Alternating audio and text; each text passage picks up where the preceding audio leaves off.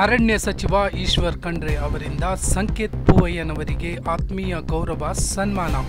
ಬೆಂಗಳೂರಿನಲ್ಲಿ ಅರಣ್ಯ ಸಚಿವ ಈಶ್ವರ್ ಖಂಡ್ರೆ ಅವರಿಂದ ಗೌರವ ಸ್ವೀಕರಿಸಿದ ಸಂಕೇತ್ ಪೂವಯ್ಯ. ರಾಜ್ಯ ವನ್ಯಜೀವಿ ಮಂಡಳಿಯ ಸದಸ್ಯರಾಗಿರುವ ವಿರಾಜಪೇಟೆಯ ಸಂಕೇತ್ ಪೂವಯ್ಯ ಮೊದಲ ಸಭೆಯಲ್ಲಿ ಸಚಿವರ ಮುಂದೆ ಕೊಡಗಿನ ವನ್ಯಜೀವಿ ಮಾನವ ಸಂಘರ್ಷ ವಿಚಾರ ಮಂಡಿಸಿದ ಸಂಕೇತ್ ಪೂವಯ್ಯ. ಬೆಂಗಳೂರಿನ ಅರಣ್ಯ ಭವನದಲ್ಲಿ ರಾಜ್ಯ ಅರಣ್ಯ ಸಚಿವರ ಅಧ್ಯಕ್ಷತೆಯಲ್ಲಿ ಜರುಗಿದ ಮಂಡಳಿ ಸಭೆ.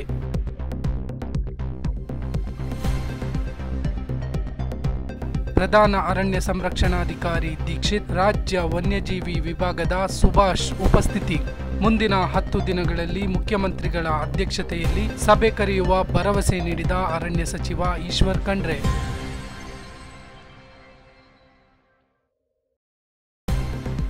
ಕೊಡಗಿನಲ್ಲಿ ಆನೆ ಮಾನವನ ಸಂಘರ್ಷದ ಬಗ್ಗೆ, ಶಾಸಕ ಪೊನ್ನಣ್ಣನವರ ಶ್ರಮದ ಬಗ್ಗೆ ಸಚಿವರ ಗಮನ ಸೆಳೆದ ಸಂಕೇತ್ ಪೂವಯ್ಯ.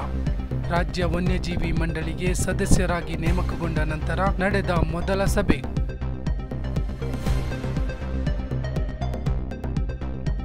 ಕೊಡಗಿನ ಸಮಸ್ಯೆಗೆ ಪರಿಹಾರ ಒದಗಿಸುವ ಭರವಸೆ ನೀಡಿದ ಅರಣ್ಯ ಸಚಿವ ಈಶ್ವರ್ ಖಂಡ್ರೆ.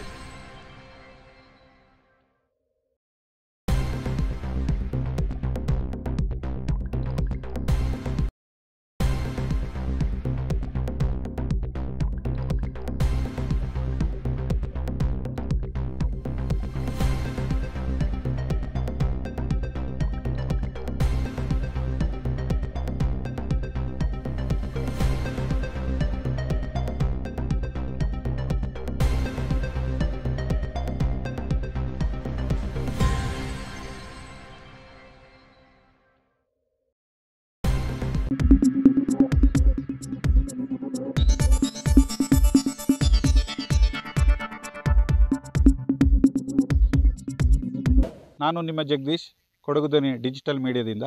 ನಮ್ಮ ಚಾನಲನ್ನು ಸಬ್ಸ್ಕ್ರೈಬ್ ಮಾಡಿ, ಲೈಕ್ ಮಾಡಿ, ಶೇರ್ ಮಾಡಿ.